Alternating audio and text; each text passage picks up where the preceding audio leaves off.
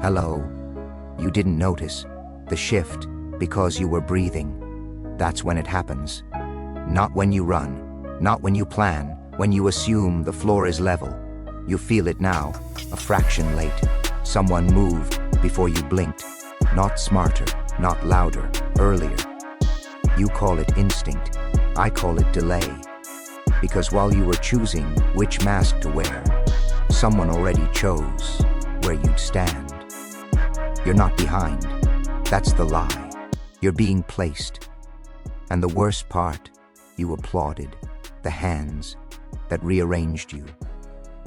Listen, that quiet pressure behind your eyes, that's the gap, the distance between reaction and command.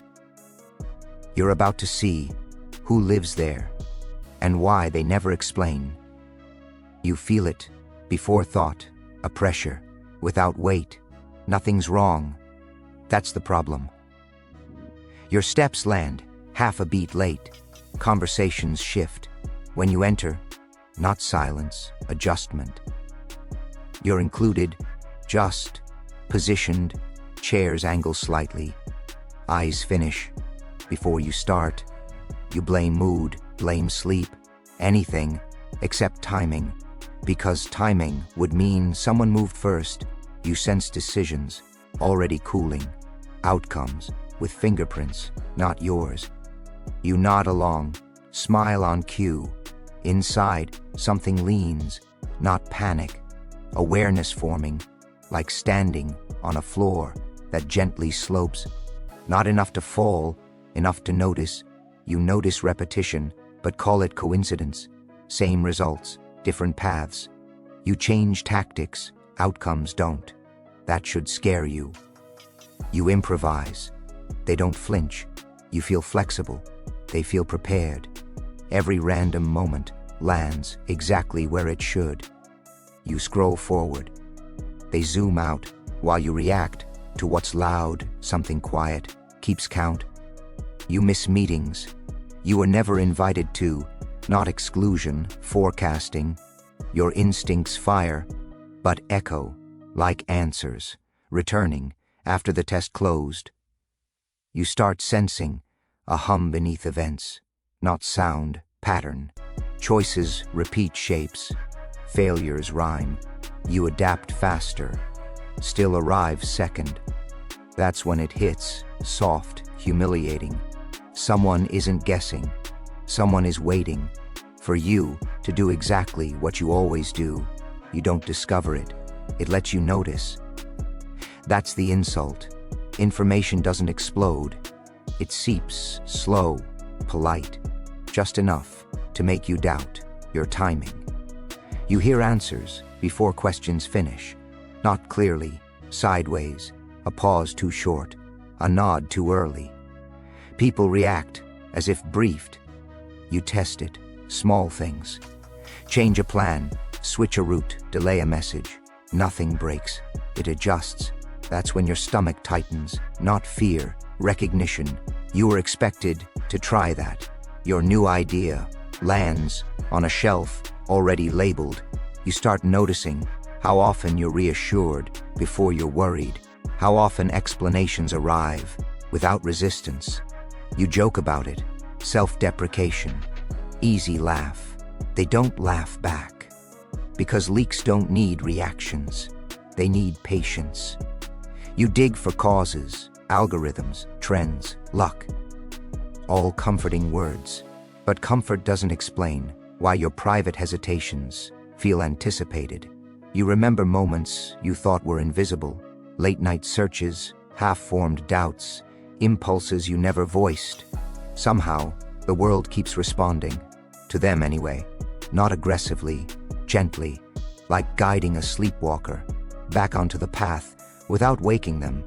You feel studied, not targeted, worse, valued, because someone cared enough to map you without needing your consent. Patterns you never charted are now being used against your surprise. You notice doors opening that feel premature, warnings arriving, too calm, opportunities framed as inevitabilities, and deep down, beneath denial, beneath ego, You realize the truth, leaking through the cracks. You weren't kept out. You were let in, early, not to participate, to be predictable. That's the real exposure. Not that someone knows what you'll do, but that they know you still think it's your idea. You push back first. Of course you do. Denial is reflex. Pride, too. You tell yourself, no one runs you, no one scripts you. That belief used to feel solid. Now it creaks.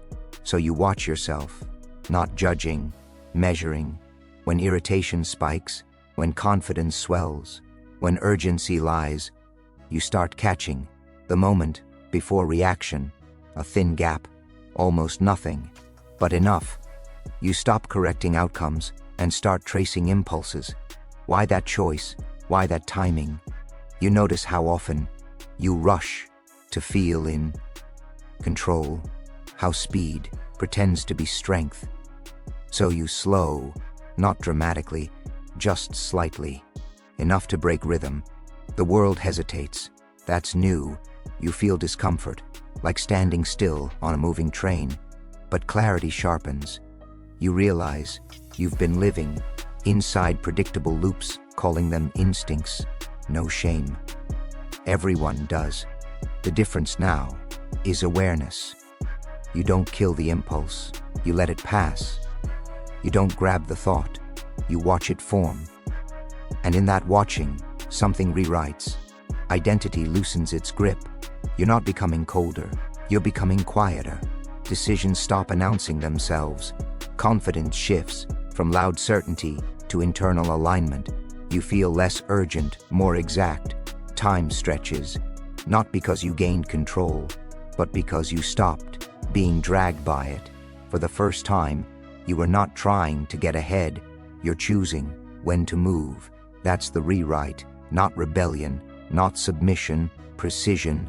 Power doesn't announce itself, it relocates quietly. You notice first in conversations. You speak less, not from doubt, from surplus. Others fill space. You let them. They rush to explain. You pause. That pause starts doing work. For you, meetings shift tempo, not by force, by gravity. Eyes check in before decisions harden, not permission, calibration. You stop chasing outcomes. You start arriving after they're inevitable. People mistake this for confidence. It's not. It's timing, trained into restraint. You see how control used to live in effort. Emails sent fast, opinions delivered sharp, availability worn like virtue. Now it migrates into silence, into selectiveness. You choose where to be reachable, where to be absent. Absence becomes signal, not neglect, value. Others adjust behavior without knowing why. They mirror your pace, lower their voices. They stop interrupting, not out of respect, out of uncertainty. Uncertainty creates space. Space invites authority. You don't dominate rooms. Rooms reorganize. Seating shifts. Agendas bend. You notice decisions getting softer edges until you arrive. Then they lock. This is new power, not coercion, not performance. Alignment. You're no longer managing reactions. You're shaping conditions. That's when it becomes clear. Control didn't disappear. It just moved from the outside to inside you. And once that happens, everyone else is already late. Fear doesn't rush. It recalculates. You notice it before they do. Voices tighten. Laughter arrives late. They start watching when you speak, not what you say. That's the tell. Questions become careful. Compliments gain padding. They test edges, soft challenges, harmless jokes. You don't react. That's when it lands. Because fear expects resistance. It's trained for conflict. What it can at process is stillness. They feel it first, as discomfort. Something's off. You're not pushing, you're not chasing, you're not proving. So they overcorrect. They explain to. Oh much. Repeat themselves. seek alignment out loud. You hear panic hiding inside politeness. They check consensus, look around, not for support, for confirmation that you're not already ahead. Rumors start, quiet ones. He's different lately. She's hard to read. They don't say it directly, they say it sideways. Fear spreads through interpretation. You feel it in how invitations change. Not fewer, strategic. They want proximity without exposure. They want you close, but not central. That never works, because fear doesn't want distance, it wants containment. They try subtle pressure, deadlines, urgency, artificial crises, old tricks. You don't rush, that breaks them, because urgency is how control pretends to be important. You let deadlines pass without consequence. Someone else absorbs the panic. They notice, eyes widen slightly. They expected friction. They found absorption. Now fear sharpens. It becomes predictive. They start imagining what you might do because they no longer know what makes you move. Uncertainty terrifies systems. People crave patterns.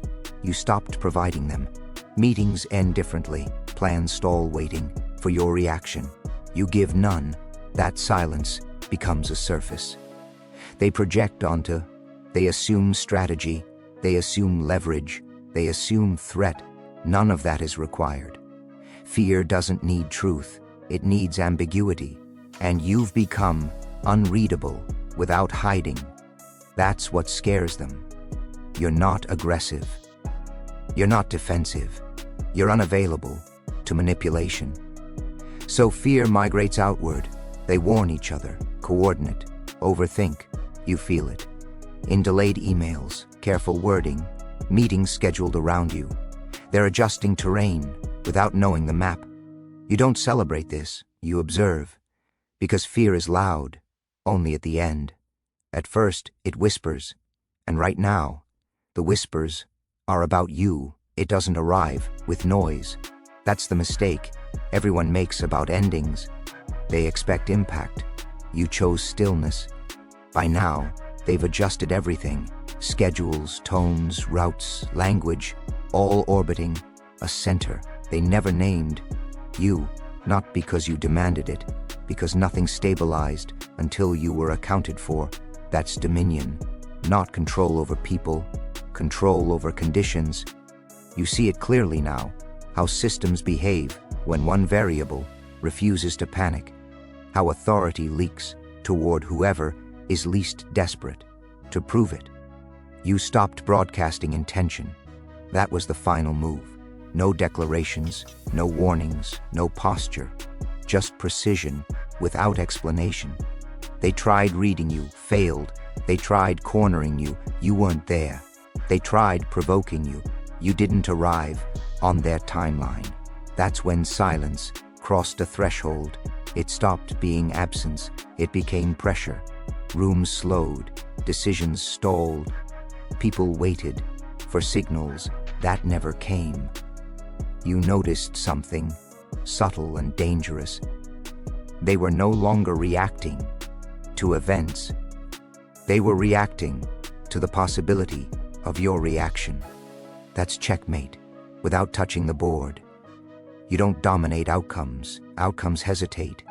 You don't threaten. Threat reorganizes itself around you. That's why no one confronts you directly now. They speak about you. They plan around you. Your name becomes a variable they can't control, so they respect it. Respect born of uncertainty is stronger than loyalty. You understand this without enjoying it, because enjoyment would pull you back into reaction. You remain neutral. Neutral doesn't mean weak, it means untouchable. You've stepped outside the cycle. Most people mistake for power, the cycle of proving, defending, asserting, correcting. You don't correct anymore. You let reality adjust itself to your pace, and it does. That's the quiet truth. They never tell. The world bends toward whoever moves last. Everyone else is busy moving first, exposing tells, leaking fear, broadcasting need. You ended that broadcast. Now your presence doesn't enter rooms, it settles them. You don't raise stakes, you lower noise, until only consequences remain. People feel this in their bodies. Before they name it, shoulders tighten. Speech simplifies. They become careful. Not because you're cruel, because you're precise. Precision forces honesty, and honesty terrifies systems built on momentum. You see the final inversion clearly. 8 billion people still chasing leverage through speed, volume, visibility. You stay. Ped aside, not above them, beyond the rush. You didn't outthink everyone. You outweighted them. You didn't overpower. You outlasted reaction. That's why nothing needs to be said. At the end, no speech, no reveal. Dominion isn't announced. It's felt. When nothing moves, without considering you, and no one remembers. When that started, that's the cleanest victory. No applause, no resistance, just a world that adjusted itself and calls it normal. And you remain still, because the moment you stop moving is the moment. Everything else finally does. It doesn't end with domination. That's another myth. What follows is quieter, more unsettling. You realize nothing is chasing you now. No resistance, no friction. The world moves, like it learned your weight. Opportunities dawn at knock. They wait open. Conflicts dissolve before forming. People approach, already edited. Not because you're feared, because you're final. There's no argument. After timing wins, you notice how rarely you're surprised, not bored, aligned. Surprise requires imbalance, and imbalance no longer reaches you. You're not predicting events, you're positioned where events must pass. That's the part no one warns you about. Being ahead is lonely, only if you need witnesses. You don't. Validation was part of the old rhythm. So was urgency, so was noise. You let them go one by one, without ceremony. Now when people speak, you hear intention before language. When systems shift, you feel it, days. Early, not intuition, placement. You don't rush to act. You let inevitability do the work. And when you finally move, rarely, precisely, it doesn't look dramatic. It looks obvious. That's how you know it worked. Because the most dangerous advantage isn't being smarter, stronger, or louder. It's being expected by reality itself. Everything else is just motion.